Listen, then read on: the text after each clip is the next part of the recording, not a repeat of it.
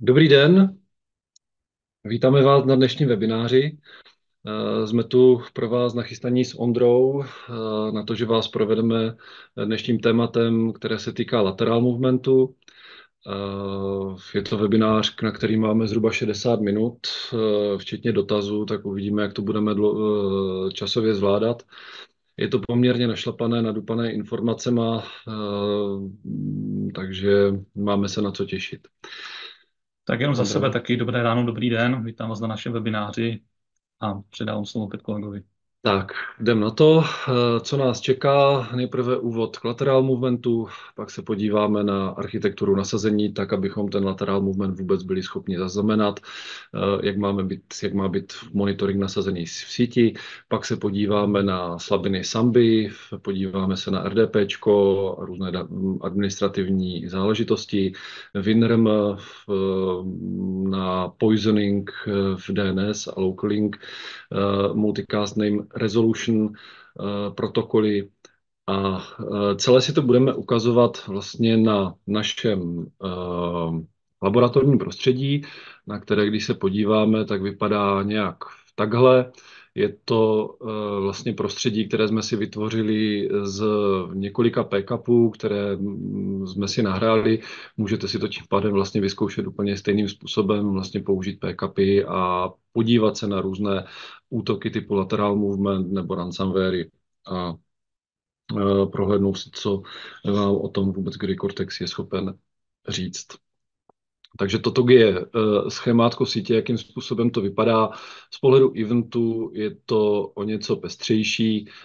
Vidíme tady spousty malwarů od těch nejzávažnějších útoků až po různé vlastně náznaky.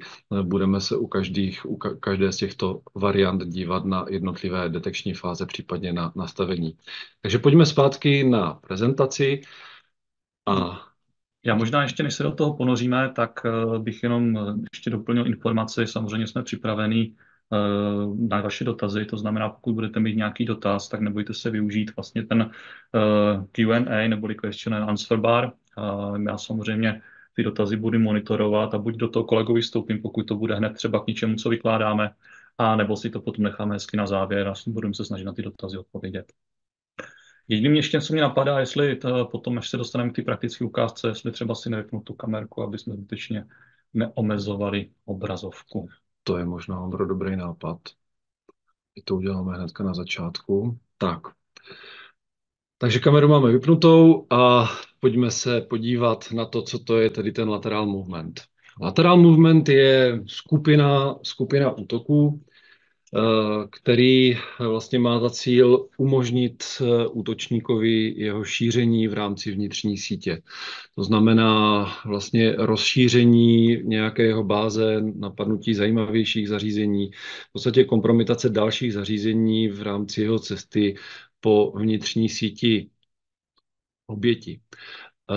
V rámci těchto typů útoků, nebo oni jsou specifické tím, že vlastně se útočník snaží využívat legitimních prostředků.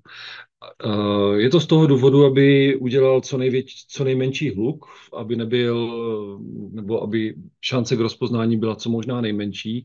Z toho důvodu se snaží využívat vlastně ty běžně dostupné systémové prostředky, běžně dostupné systémové chování, systémové funkce. Nutnou prerekvizitou k tomu, aby vlastně ten lateral movement byl laterálním movementem, tak je přítomnost už útočníka ve vnitřní síti. Takže se nebudeme bavit o tom, jakým způsobem se dostane do vnitřní sítě nebo jakým způsobem dostává data ven. Budeme se bavit čistě o tom chování v rámci vnitřní sítě a jenom pro představu v podstatě o tom dostání do vnitřní sítě. Buď to může být infikované libovolné vnitřní zařízení libovolným způsobem, prostě přišel vám nějaký phishing, e-mail, klikli jste na nějakou stránku, ten malware může být, nebo dost často je primárně pouze ve webovém prohlížeči, nebo v rámci vlastně toho, nebo z toho prohlížeče vychází ten útok dále do vnitřní sítě, o tom si řekneme potom dál. A nebo je to napadení nějakého zařízení, které je v perimetru organizace, které mělo vystaveno nějakou službu ven, zpravidla je to administrace, webová služba, nebo to může být klidně VPN. Prostě něco, co je dostupné z internetu a útočník se k tomu dostane v nějakým způsobem, ať už exploitem, prolomením hesla a tak dále. Následuje potom fáze, kdy se útočník vlastně šíří v rámci vnitřní sítě, které říkáme lateral movement, a samozřejmě je to doprovázeno i dalšími projevy z pohledu stahování různých dalších nástrojů, skriptů, spustitelných souborů, kontrolování IP adres, posílání si různých checků domů nebo prostřednictvím command control centra, ale to jsou ty postranní projevy, které vlastně lateral movement mohou doprovázet. Co je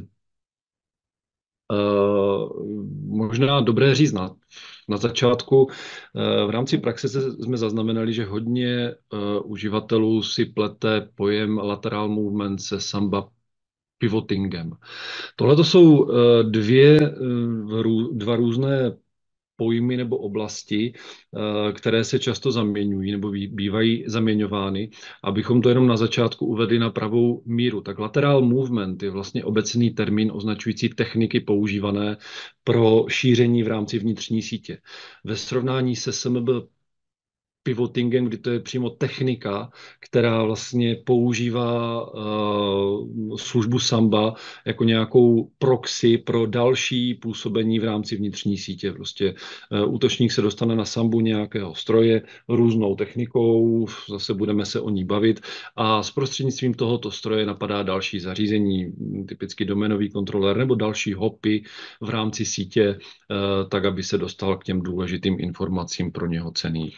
Takže když to vezmeme, ten hlavní rozdíl je v tom, že lateral movement je nějaké obecné označení pojmu šíření v rámci vnitřní sítě, kdežto SMB pivoting je technika pro posun v rámci vnitřní sítě. Tak, pojďme se podívat na tu architekturu pro správné nasazení. Já si tady s dovolením schovám jenom věci související se Zoomem, abych to celé viděl a dokázal to dobře ukazovat. Takže máme tady nějaké schémátko sítě, ze kterého nám vstupují zrcadlená data do našich senzorů.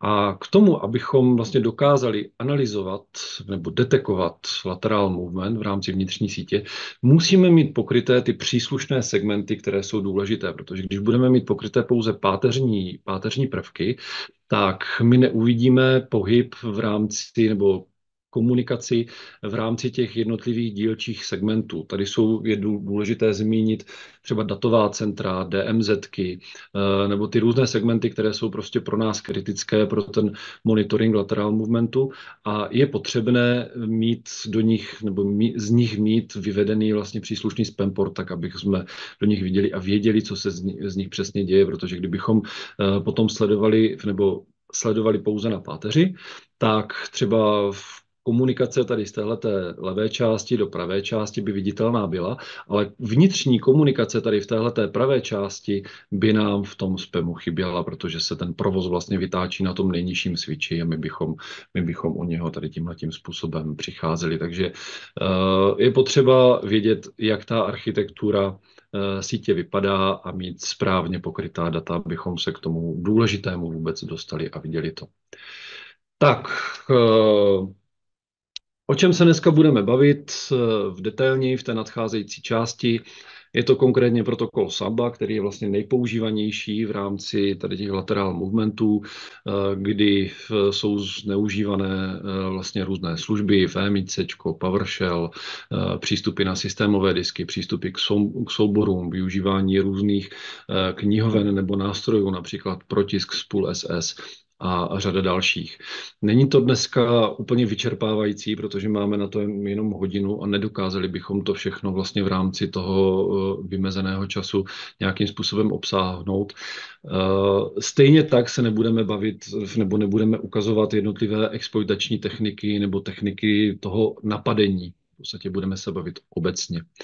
Dále je tam RDPčko, Win Remote Management, LMNR a řada dalších věcí.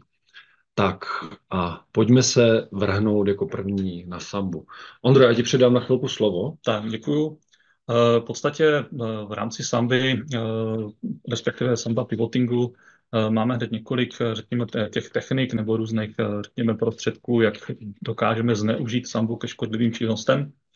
Jeden z nich, řekněme, Windows Admin Share, je to v podstatě skryté admin přístupy, které umožňují vzdálený přístup na danou stanici v podstatě pod administrátorským účtem. Jsou to vzdálené přístupy nejen za účelem, řekněme, doručení nějakého škodlivého payloadu, ale samozřejmě i umožní potom nějaký následný, řekněme, spuštění procesu, spuštění jednotlivých aplikací a tak dále. Nejčastěji se s tím potkáte s takovým tím krásným dolárkem, v podstatě nějaký přístup na C, případně D, admin. Samozřejmě je jich mnohem více, můžete se potkat i třeba jako z dolar fax nebo dolar print a podobně. Byť pro náš případ samozřejmě nejdůležitější to C, případně D a admin, neboť tam je možné doručit, řekněme, nebo sloužívají nejčastěji pro doručení, řekněme, nějakého škodlivého payloadu. Co je důležité, já navážu ještě na to, co říkal kolega, co je důležité, tak opravdu nepůjdeme tady úplně do detailu, jenom si chceme představit ty základní techniky a řekněme ty možnosti a co je důležité, představit si možnosti právě detekce. To znamená, co jsme schopni vidět pomocí nástroje Grey Cortex Mendel.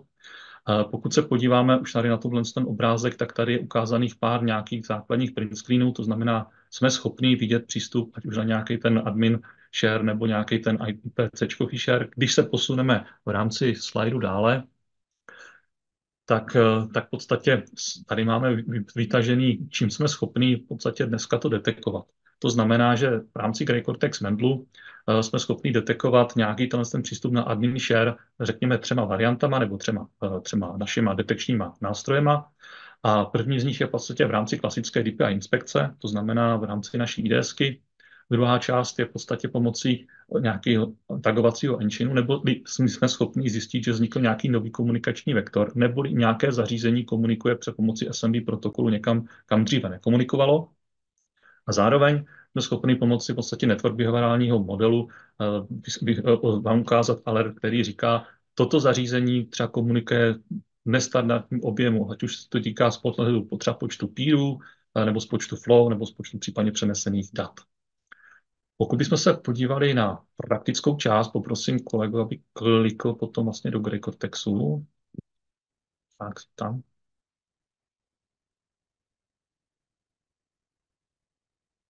Tak máme tu vlastně několik zaznamenaných detekcí, které nám ukazují přístup na ten admin share.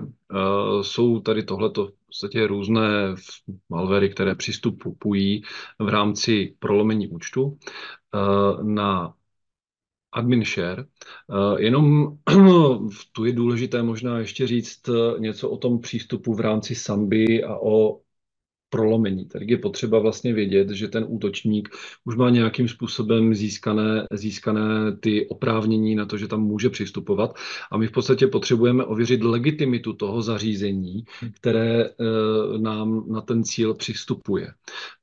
Protože tohleto je chování, které je naprosto běžné pro administrátora, je naprosto běžné pro správce sítě nebo pro různé skripty, které nám tam vlastně přistupují, vyčítají informace a tak dále. V okamžiku, kdy nám tam přistupuje útočník, tak je to vlastně nové zařízení, jiné zařízení, které nějakým způsobem získalo oprávnění.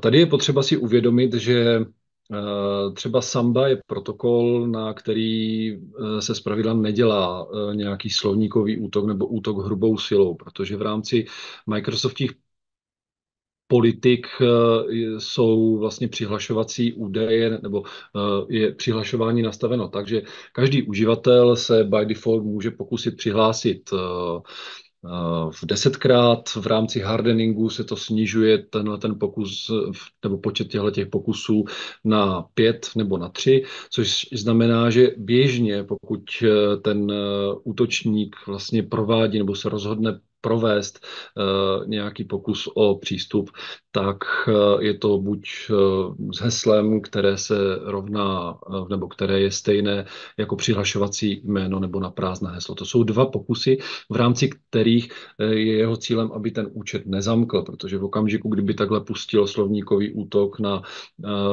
ty doménové účty nebo i lokální účty v rámci vnitřní sítě, tak by docházelo k zamykání, k velkému poplachu útoku, prostě k aktivitě, kterou on vyvolávat nechce.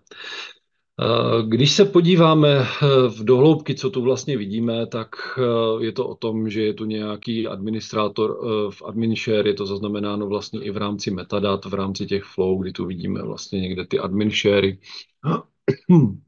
Je to konkrétní zařízení vlastně, na které přistupuje a potom tam provádí nějakou aktivitu. V tomhletom případě v podstatě tam spouští nějaký Python a další věci. V každé té ukázce je to něco jiného, záleží prostě o tom konkrétním malwareu nebo frameworku, který ten přístup vytvořil. My tady v tomhletom v demo máme vlastně ukázané pouze ty běžné nebo ty detekce, které jsou způsobené vlastně malwarem. Nejedná se o tu legitimní věc, takže nám tu svítí správně.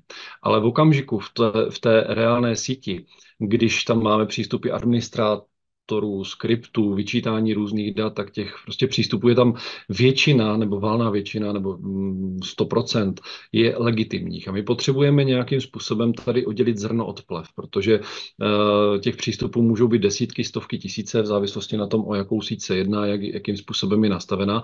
A potřebujeme pokrýt vlastně to, abychom oddělili nebo řekli, že ta standardní detekce je legitimní a zaměřili se v podstatě na ty nové přístupy. Takže buď to můžeme využít dva způsoby. Buď můžeme vytvořit false pozitiv na zase různé aspekty. Když se tu na to mrkneme, klikneme si na Ignore Even, tak to může být z pohledu konkrétní sítě nebo z pohledu konkrétního IPčka, takže já si je to můžu zatrhnout všechny a všechny za false pozitivovat, tak, abych vlastně si je odstranil. Tohle to funguje v malých sítích, kde to dává smysl, že si v podstatě odstraním ty 3, 4, 5 adminů, kteří tam přistupují, nebo těch skriptů a tak dále, které mi do toho přistupují. Tuhle tu detekci v podstatě jako kdyby zruším. Ale když mi tam vyskočí ten útočník s něčím novým, tak mi to informuje o tom, že tam je nový přístup a já se o tom dozvím, že je v té síti něco anomálního. V rámci větších sítí je dobré používat vlastně to automatizované učení naše. Modul UNTE, univerzální otagovávací engine, kdy já si vlastně můžu nastavit konkrétní učení. Když se na to podíváme, tak tady máme UNTE, kde si to vezmu z druhé strany, kde to už je přímo metoda, která vlastně kontroluje ty přístupy na NetBIOS nebo na Sambu. A je to velmi jednoduchý malý skriptík nebo signatura nebo vlastně pravidlo, které se učí tady tyhle ty tři věci. My tu máme vlastně napsaný v nějaký nadpis, máme řečeno, že to funguje nad bezpečnostním nebo nad detekovanými událostmi a máme tu potom vybrané nebo nějaké kroky, které vlastně vybírají v prvním řádku ty konkrétní signatury, kterých se to týká. V druhém řádku mu říkáme, že se nedíváme na false pozitivy, to znamená, díváme se na veškeré detekce těchto věcí, ať už jsou vlastně v těch vyšších severitách nebo i na nule v rámci false pozitivu. A v dalším kroku mu říkáme, že tam je nějaká persistence, aby si zapamatoval, v kterých komunikačních párech nebo vektorech, vždycky zdroj, cíl a ta konkrétní signatura, se to vyskytlo a reportoval nám pouze ty nové. To znamená, vznikl tam prostě nový komunikační pár v nové zdrojové IPčko nebo cílové IPčko v rámci těch třech signatur. A aby tu historii držel 30 dnů, já si tu historii můžu nastavit klidně na 100 dnů nebo na 8 hodin, v závislosti na tom, jak je ta síť dynamická. A v okamžiku, kdy mi to zařízení nezakomunikuje 30 dnů, tak ta informace se vlastně jako kdyby ztrácí. A v okamžiku, kdy zakomunikuje po těch 30 dnech, tak mi vyskočí nová událost, že tam je nová informace. Takže tímhletím já můžu v podstatě zdetekovat to, že tam mám nějaké změny a informace nové, které jsou pro mě důležité. Týká se to především těch příkladů, ve kterých mám vlastně zaznamenáno opravdu stovky nebo tisíce těch výskytů těch událostí a vím, že to nejsem schopen pozitivovat a zajímají mě opravdu, nebo je to pro mě důležitá vlastnost. Stejným způsobem to můžu aplikovat na cokoliv, co v rámci toho lateral movementu je pro mě zajímavé, protože opravdu vlastně v těchto těch, ukážeme si to na konci na slidech, těch výskytů v rámci vnitřní sítě je mnoho. Těch komunikačních párů jsou stovky, možná tisíce a my potřebujeme zjišťovat ty nové, které tam nebyly, abychom na ně dokázali reagovat. Tak, to je asi všechno, co jsem k tomuto chtěl říct a pojďme se podívat dál na prezentaci. Tak v podstatě návazný vlastně na předchozí admin share určitě máme VMI a VMIC. V podstatě jedná se o Windows Management Instrument. V případě VMIC je to všechny command liney.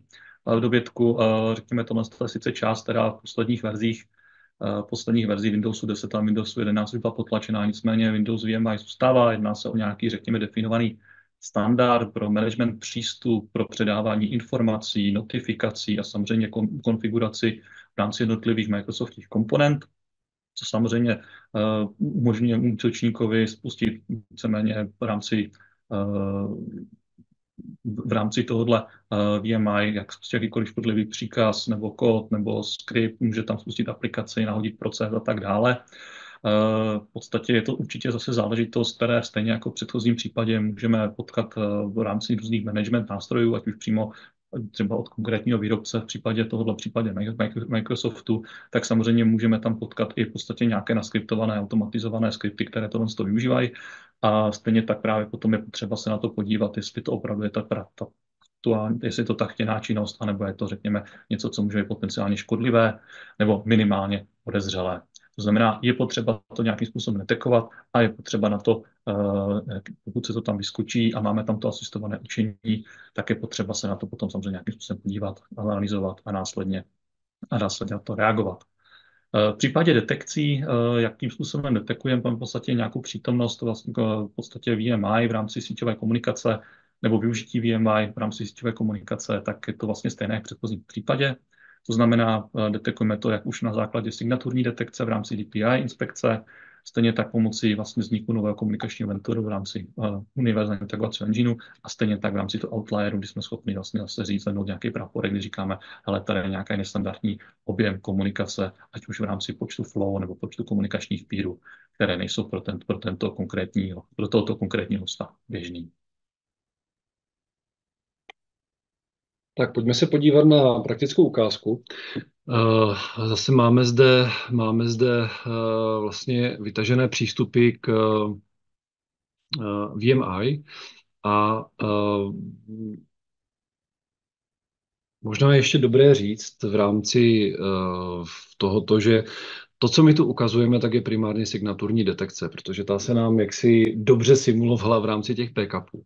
Ono prakticky v reálné síti je to ještě o cosi jednodušší, protože každé to zařízení má nějaký model, má nějaké změny chování a dokáže nás informovat o tom za pomoci behaviorální analýzy, která tu, když máme prostě 5minutový backup, kde je opravdu zaznamenaný jenom ten přístup, tak tam dokážeme za pomoci behaviorální analýzy říct maximálně, jestli tam používá nějaká nepovolená služba nebo něco takového, ale samotný ten model toho zařízení v podstatě je neefektivní, protože to není k tomu naučeno a připraveno.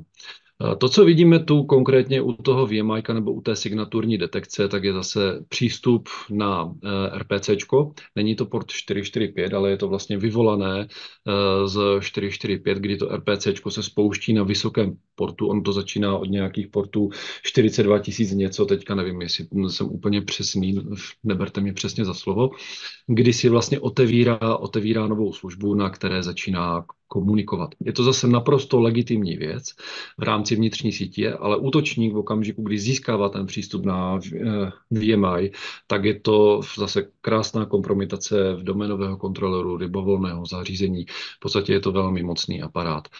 V rámci té sítě, kdy tu toho útočníka nebo tu v rámci tohoto malwareu v podstatě jsme zachytili pouze spuštění toho kódu a v rámci metadat vlastně tu už nevidíme vůbec nic, protože neparsujeme tyhle ty binární data. V podstatě není to něco, co bychom dokázali číst, není to nějaký protokol, který by měl jasně danou strukturu. Jsou to vlastně binární data, která už protíkají po síti v nějaké trubce v uvozovkách. Je to protokol, který je de facto zapouzřený v rámci té Samba rodiny nebo SMB rodiny protokolů, o kterých se tu bavíme. Takže tolik jenom pro ukázku a můžeme se vrátit dál. Tak, určitě další věc, která je často zneužívaná v rámci SMP protokolu, je vlastně Spool SS, neboli Microsoft Printer Spool Subsystem. Je to v podstatě proces pro řízení tiskových úloh. Nejčastěji se, řekněme, ten vektor útoku vede na nějaký tiskový server a z něho následně se potom přechází na další stanice. Nicméně nemusí to být vždycky tak. Shodou okolností v rámci Spool LSS bylo v minulosti objeveno poměrně velké množství zranitelností. Možná některým z vás utkvěl v paměti v podstatě třeba v podstatě Print Nightmare, což byla velká záležitost, tuším kolem roku 2021, si to dobře pamatuju, který využíval asi 6 000 známých zranitelností v rámci Spooler subsystému a dokázalo to udělat těžkou hlavu nejednomu administrátorovi v rámci organizací. Tak, samozřejmě i tohle je věc, kterou se snažíme detekovat, to znamená, snažíme se detekovat ty aktivity, ať už komunikace v rámci na ten tiskový server, tak samozřejmě v případě vlastně využívání tohoto procesu v rámci komunikace na ty konkrétní tiskový klienty, řekněme. Tak. V rámci této detekce tady je to, máme, řekněme, oproti předchozím variantům máme trošičku omezené množství, to znamená, tady se primárně opíráme o vlastně signaturní detekci v rámci DPI. A tady v tomto případě nemáme připravenou ani řekněme, praktickou ukázku. Já tě to možná doplním, jenom my jsme se tady s tímhletím útokem setkali právě předtím, než vyšel ten Print Nightmare, protože Print Nightmare vlastně reagoval až na zveřejnění exploitu, kdy ten exploit byl vlastně známý už nějakých 3, 4, 5, 6 měsíců vlastně předem. Ono to bylo rok 2021, byl Print Nightmare a 2020, nebo 19, možná si ty roky pletu, to vycházelo vlastně už, nebo ty útoky se už šířily v rámci různých ransomwareů a tak dále, to bylo zneužíváno. A vypadalo to vlastně tak, že útočník nebo ten framework útočný přistoupil na nějaké zařízení v rámci sítě a najednou tohleto zařízení začalo tisknout na domenový kontroler. V podstatě zavolalo si službu Spooleru, Spool SS, kdy typicky prostě v rámci noci došlo k vtisknutí. Když jsme to viděli, tak jsme na to reagovali vlastně tím způsobem, že jsme zaváděli false pozitivy na spooler, protože kterých máte přes den spoustu. Zase je to legitimní aktivita, kdy někdo volá Spool SS a v tu legitimní komunikaci jsme zachytávali akorát v rámci těch nepracovních hodin, což zase jenom, když si to ukážeme, je to velmi jednoduché nastavení, v podstatě já si tu vezmu ignore event a řeknu tu v časovém nastavení, kdy to zařízení má být aktivní. Takže já si tu řeknu, chci to každý den a chci to za false pozitivovat, dejme tomu od 8. do 16. hodiny nebo do 17. Zase záleží, v jaké máme časy. V tomhletom rozmezí to za false pozitivuji a hlásí se mi to vlastně v těch okolních časech. Zase posunu si to nahoru s tou severitou, která je tam výchozí u těch tiskových věcí někde na 1, 2, 3, zase v závislosti o jakou konkrétní signaturu se jedná.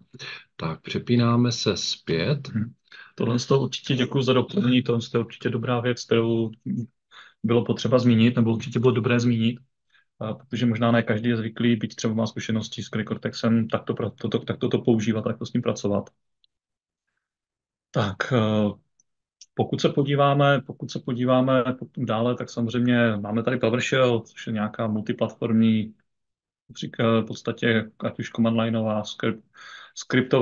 lineový skriptovací framework nahrazující vlastně původní command lineu v rámci Microsoftu, nicméně zároveň je multiplatformní, aby byl, řekněme, standardizovaný napříč více operačními systémy. Všude přítomný, všude se s ním potkáte, statisticky téměř 76% útoků, ransomwareových útoků má v sobě minimálně aspoň v jedné fázi nějaký PowerShellový skript. To znamená zase záležitost, která se je možné využít v rámci komunikace přes SMB protokol a vlastně kompromitace nějaké další stanice pomocí v rámci lateral movementu. Takže opět zase záležitost, kterou se snažíme detekovat, snažíme se zvednout nějaký ten praporek, aby administrátor nebo security analytik sedící za Grey Cortex Mendlem viděl, že tady v podstatě se něco takového děje. A tady v tomto případě se opíráme zase primárně o signature detekci v rámci PI.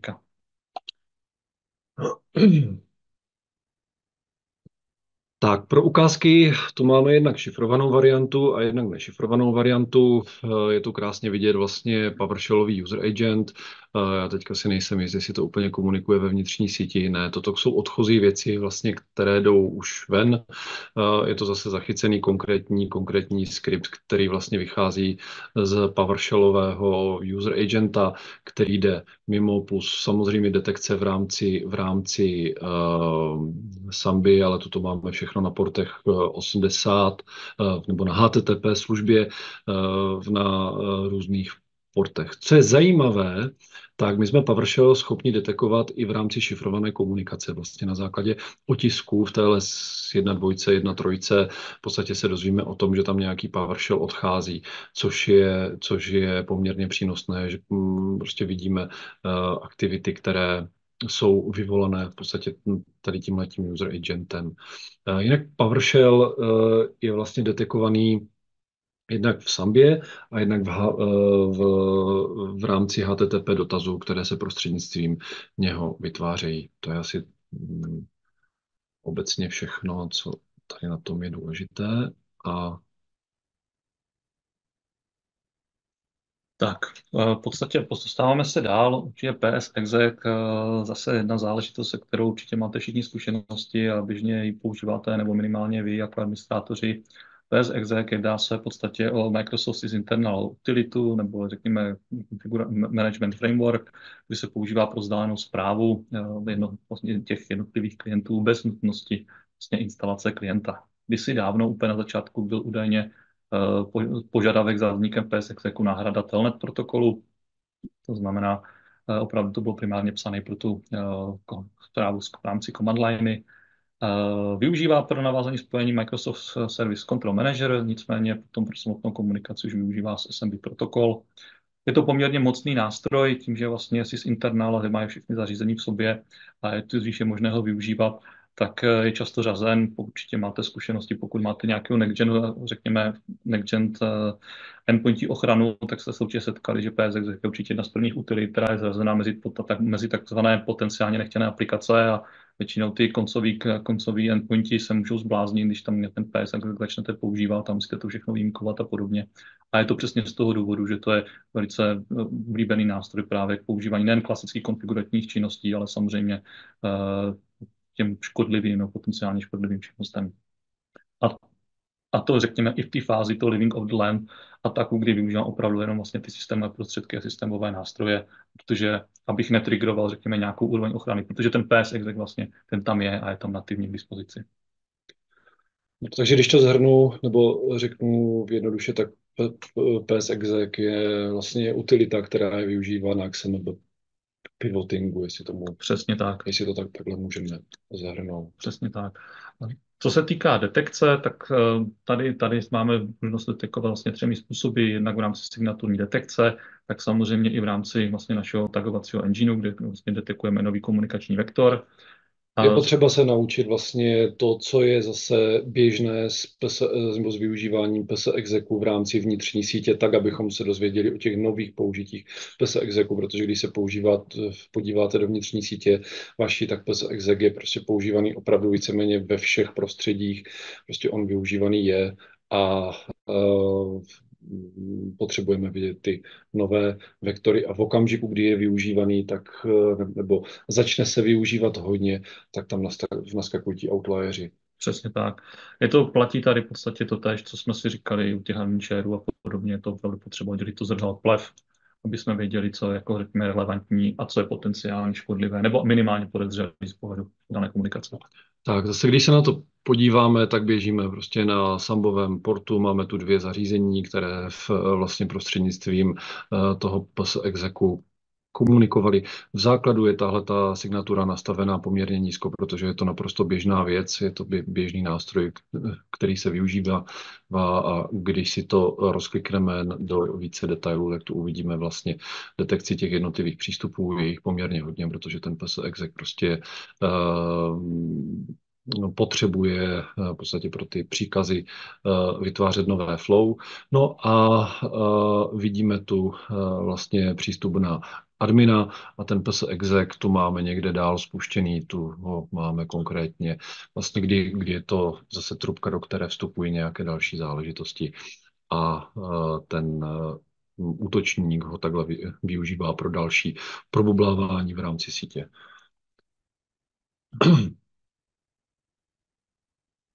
Tak. Tak v podstatě, co se týká remote desktopu, případně SSHčka nebo remote admina, řekněme, ten princip je velice podobný. Pokud se zaměříme třeba více na ten remote desktop protokol, nebo je to RDP populární, tak samozřejmě je to velice populární protokol nejen v rámci lateral movementu, ale obecně to je jeden z lídrů hitparády, co se týká initial accessu. Zároveň je to velice populární prostředek pro takzvaný persistent v rámci sítě. To znamená, pokud už jsem nějaké zařízení kompromitoval, tak se na ně chci přece vždycky přihlásit bez rozdílu, jestli mi to zařízení někdo restartuje, nebo se změní uživatel, nějaké credentialy a tak dále, a tak dále. Přesně tak. Tu ještě můžeme informovat nebo říct jenom takový fakt, že většina uživatelů, kteří si vystavila RDPčko do internetu, tak už jsou zdárnými absolventy ransomwareového útoku.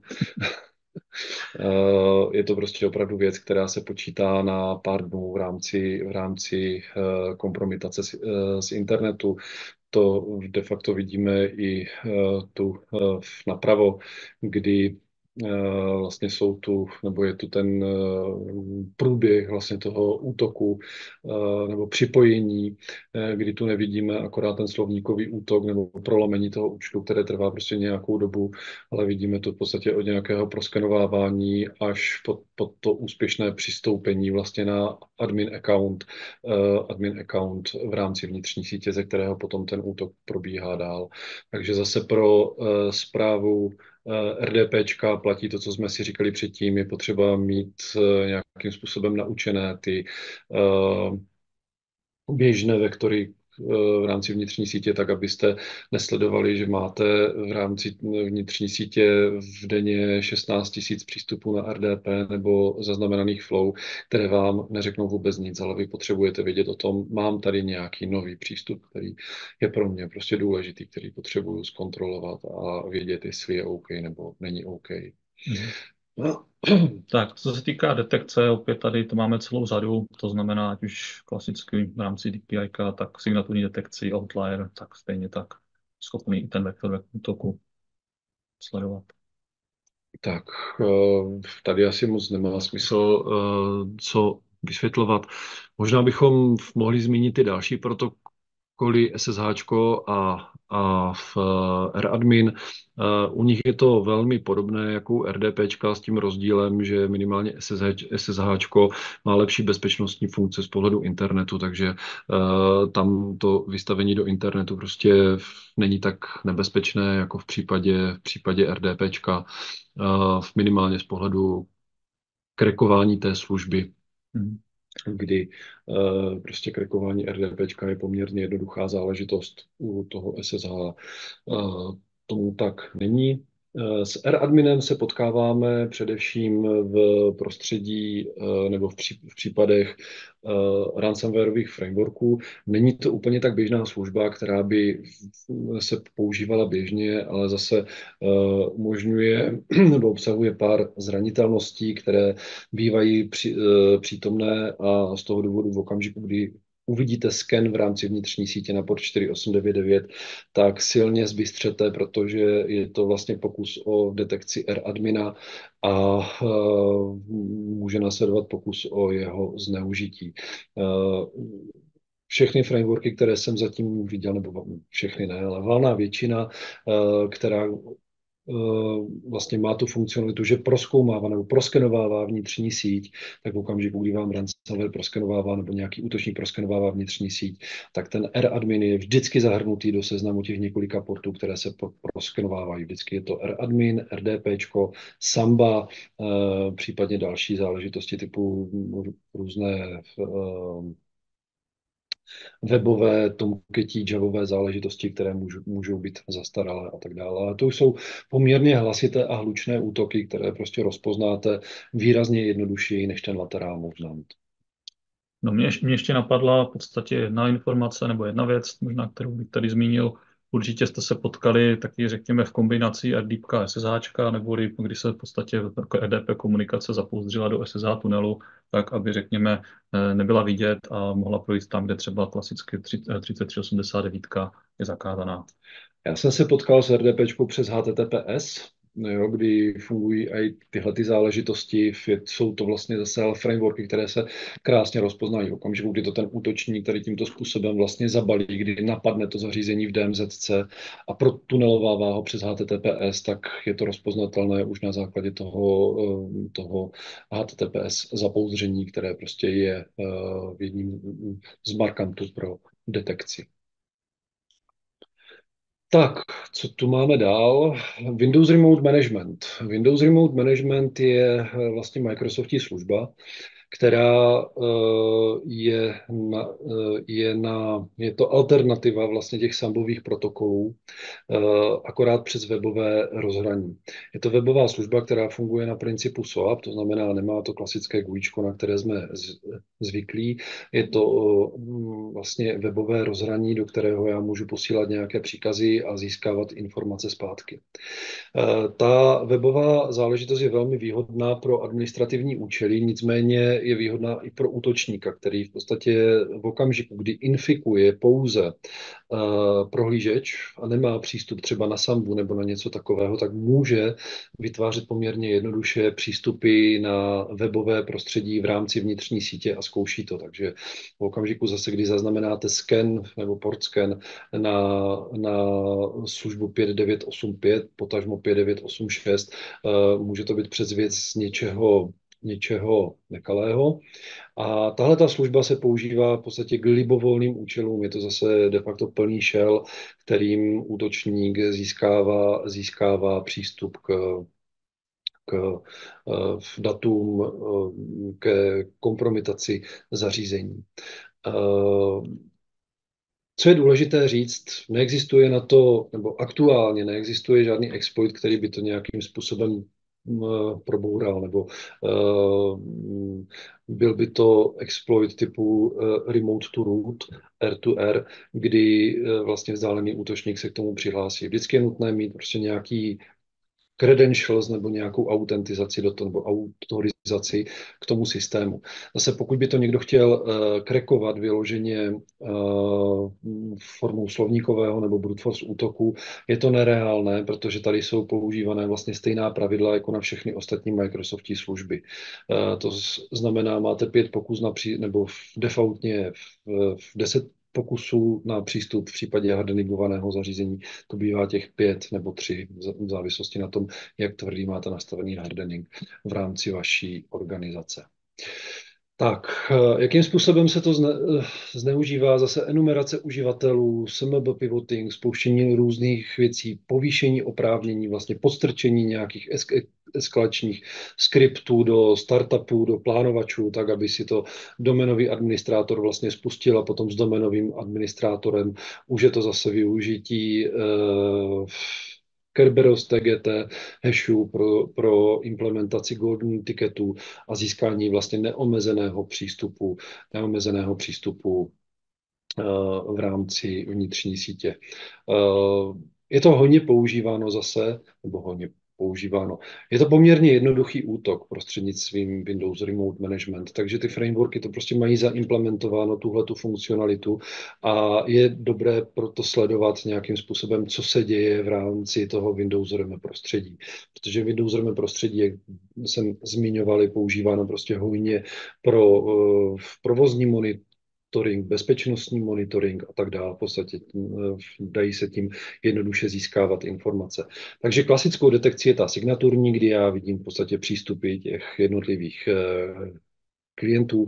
Můžu si je zase otagovat, kdo je legitimní, kdo není legitimní, abych se dozvěděl o těch nových a samozřejmě mi tam budou vyskakovat i outlieři, protože zpravidla na té WinRM je poměrně malý provoz a v okamžiku, kdy tam dělá někdo nějaký SMB pivoting, nebo ne, pivoting, to říkám špatně, ale nějakou pokročilejší aktivitu v rámci enumerace dat a tak dále, prostě posílá do toho nějaký skript, tak ta data se tam nazhromáždí a prostě budou mi tam vyskakovat i nějací datoví outlieři.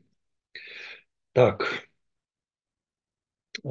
jak to vypadá v rámci té signaturní detekce. Takže mám tu klasický přístup na WinRM, kdy já tu mám zase jedno zařízení, které prostřednictvím toho kompromituje druhé zařízení. Vy to uvidíte úplně stejně z pohledu té legitimní komunikace v rámci vnitřní sítě. A když se podívám do té HTTP komunikace, tak je to webová služba, to znamená, ty data jsou posílané přes post. Je to klasický SOAP, takže tu mám nějaký VSMan, do kterého přes post posílám vlastně příkazy a vidím, jak to zařízení mi odpovídá. Pokud bych tohle chtěl vidět, je dobré zase mít nastavený backup recording anebo ukládat si ty post dotazy, tak abych viděl, co se tam přesně děje a dokázal si to zanalyzovat případně detailněji. Takhle tu vidím opravdu jenom ty hlavičky, kdy každá odpověď má nějakou jinou velikost. Tu mi to odpovídalo 1024 bajty, tu mi to odpovídalo 2,5 kilobajty, tu mi to odpovídalo 1,6 kilobajtu a tak dále a tak dále. Tak, uh, pojďme dál.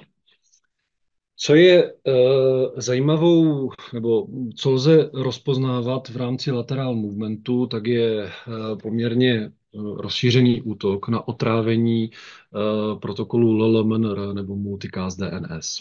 Jsou to všechno vlastně multicastové DNS protokoly, které nejsou úplně moc dobře známé, nebo mnoho uživatelů jim nepřisuzuje nějakou významnou důležitost. Ono je to z toho důvodu, že prostě důležité nejsou. Hlavně v korporátních sítích jsou, bych řekl, úplně zbytečné a je možné je zakázat, eliminovat a prostě snažit je vyrušit, tak aby tam prostě nebyly, protože nemají žádnou přidanou hodnotu.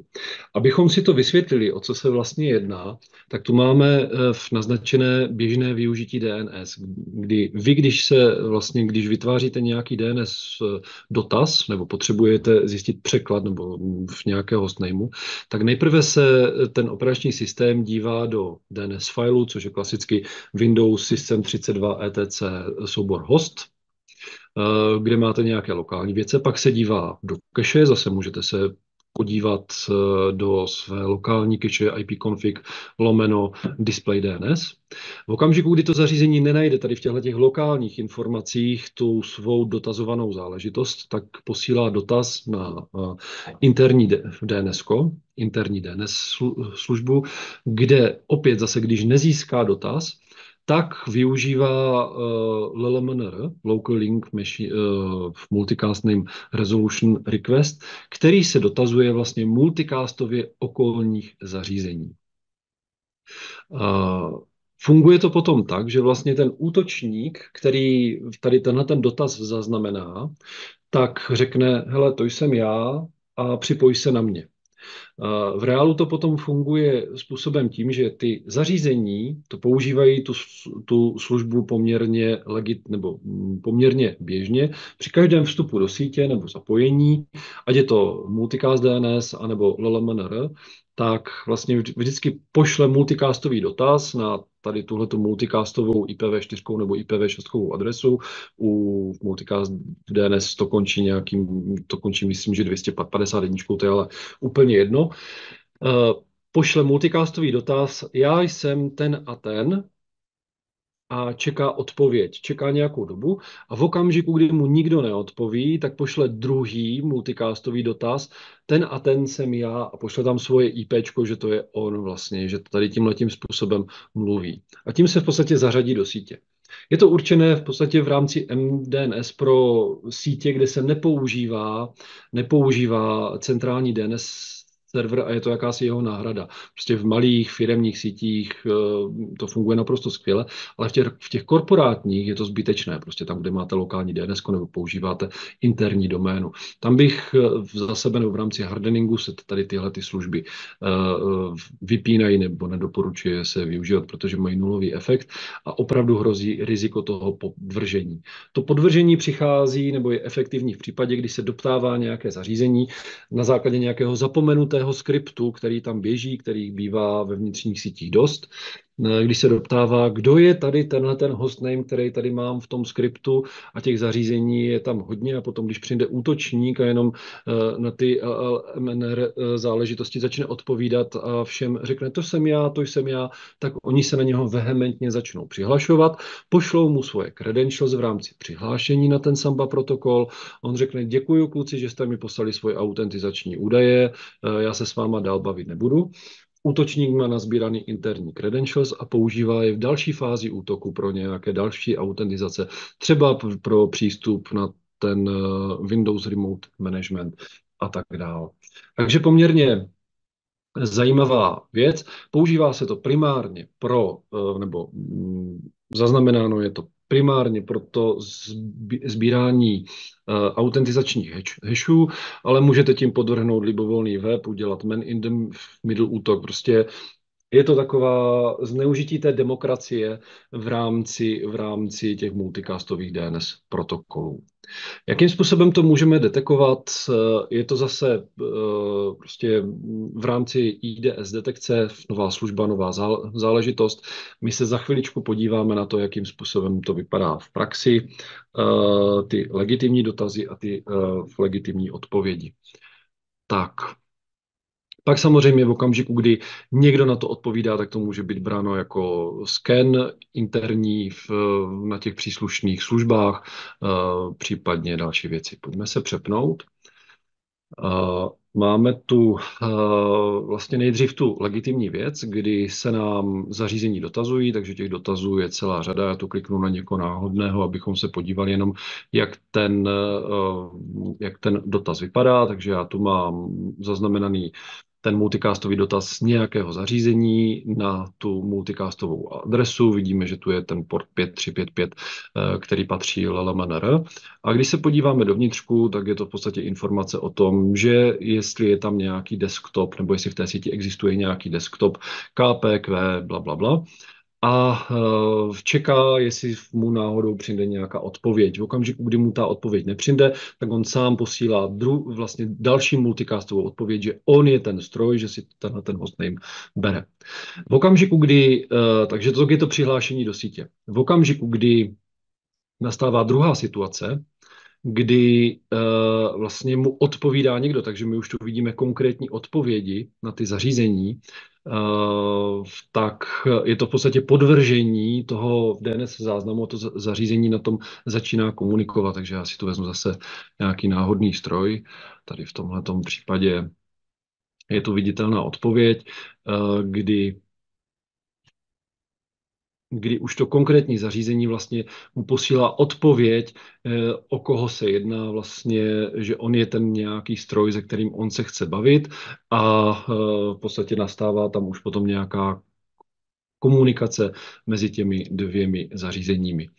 Bohužel v rámci vnitřní sítě je zase potřeba oddělit to zrno od plev. Prostě říct si, co je legitimní, co není legitimní a pokud možno tohoto protokolu se úplně zbavit, prostě ideálně ho neřešit. Schválně se zkuste mrknout, jestli LLMNR nebo multicastový DNS v interní síti používáte.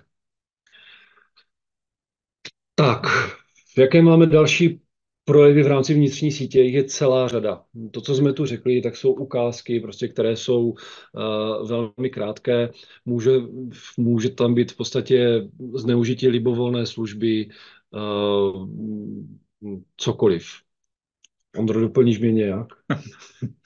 Já myslím, že těch případů, co jsme tady nastínili, byla celá řada, ale samozřejmě byla to jen taková ta špička ledovce. To znamená, těch scénářů může být celá řada. Já tím, že se nám blíží v podstatě plánovaný konec webináře, který jsme si stanovali na 11. hodinu a máme tady dotazy, tak já, pokud bys Michale dovolil, abych přeskočil k Já bych dotazům. možná ještě ukázal tady tenhle ten slide poslední, kde vidíme prostě jenom, když si vyfiltrujeme lateral movement v rámci legálního provozu, tak je vidět, že některé detekce se vyskytují opravdu v jednotkách, které jsou zajímavé, se kterými můžeme pracovat, ale tady jsou vidět opravdu ty tisíce, potažmo stovky tisíc detekcí, které můžou nějakým způsobem, nebo které se tam prostě vyskytují a to podezření na lateral movement tam opravdu může být, ale to jsou v podstatě opravdu ti adepti na to učení, tak abychom se naučili, nebo aby se ten systém naučil, co je pro něho nové, co je legitimní, co není legitimní, tak aby se udělala nějaká v vozovkách dynamická baseline a byli jste informovaní o těch změnách. Takže takhle to potom vypadá v praxi a musíte tu s tím nějakým způsobem pracovat. Když jsou to jednotky, jsou to false pozitivy, když jsou to stovky, tisíce, miliony, tak je to opravdu to asistované učení. Pojďme na dotazy. Tak, já jsem rád, že si ten slide tady ještě nějakým způsobem okomentoval, protože oba dotazy, které tady doteď přistály, jsou nějakým způsobem s tímto svázány. První dotaz se ptá, jestli tím, že je vidět vlastně v rámci přístupu na admin share, tak je vidět úspěšnost či neúspěšnost aktivity, tak jestli jde v rámci pravidel odlišit pokusy úspěšné od pokusů neúspěšných. Samozřejmě oddělit to jde, ale ty pravidla jsou náročnější, protože kontrolujeme vlastně nějakou odpověď. A je otázka zamyslet se nad tím filozoficky, jestli nás zajímá ten dotaz nebo nezajímá ten dotaz. Když už někdo něco takového chce dělat a není úspěšný, jestli ho klidně necháme působit ve vnitřní síti a počkáme na to, až bude úspěšný, anebo ho zařízneme hnedka ještě při té neúspěšné fázi. To je věc, kterou je potřeba si rozmyslet a zodpovědět a následně na základě toho vlastně jednat. My můžeme v podstatě tyhle ty věci rozdělit na základě toho, například když tam je, nebo zapnout si kontrolu odpovědí v rámci zase signaturní detekce a kontrolovat v rámci korelačního engineu, jestli to bylo úspěšné, nebylo úspěšné. Pokud by to bylo úspěšné, tak prostě zvyšovat závažnost, posílat to k nějakým enormně červeným číslům typu 9, 10, anebo to naopak posílat na false pozitivy nebo k číslům 1, 2, prostě tak, aby jsme na to nereagovali. Perfektní, děkuju. Potom tady přistál další dotaz. A znamená to, že pokud je poté detekováno něco pomocí behaviorální detekce, pomůže mi to oddělit právě relevantní útoky od false pozitiv? Tedy systém to takto odliší? Dá se to takto říct, ale není to pravidlem, bohužel, protože může to být jenom aktivita administrátora, který v podstatě se rozhodl, že bude něco spravovat a bude to dělat nějakým skriptem, kdy pošle nějakou dávku na ps exec, nebo ne na ps exec na VMIčko, nebo na WinRM. A ono vám to ten outlier vytvoří úplně stejným způsobem jako u toho útočníka. Takže je potřeba prostě vědět, co je legitimní a co není legitimní a jaká aktivita v té síti se dělala nebo nedělala. Prostě ono, bohužel, ať je to, jak je to, tak i ten útočník ve výsledku, nebo i ten administrátor může být ve výsledku útočník, nebo ten útočník může být na jeho zařízení a je dobré potom prostě ověřovat ty aktivity nebo vědět, co se děje, ale to už jsme o úrovni dohledu a monitoringu toho, co se všechno děje, jakým způsobem se to potvrzuje. Děkuju. Tak zatím další dotaz nepřistál. V podstatě my se blížíme pomalu k plánovanému času. My jsme stejně v poslední minutě, takže nám nezbývá asi nic jiného, než se rozloučit, zamávat na kameru. Možná si ji zase zapneme. Takže děkujeme, že jste přišli. Budeme se těšit, že přijdete i příště. Ondro, co nás čeká příště? Myslím, že tam bylo naplánováno Přiznám se, že z hlavy ani nevím. Sledování Ono, výkonnosti nebo něco takového. Jsme tam to měli je, v té roadmapě, my tam máme těch tématek více, takže ano, uvidíme, pokud jak to to bude. nebude příště, tak určitě to je jeden z plánovaných webinářů, takže no. Tak jo, takže příště snad výkonnostní monitoring v rámci Grey Cortexu a děkujeme a shledanou pro Tak dnešek. mějte se krásně, nasledanou.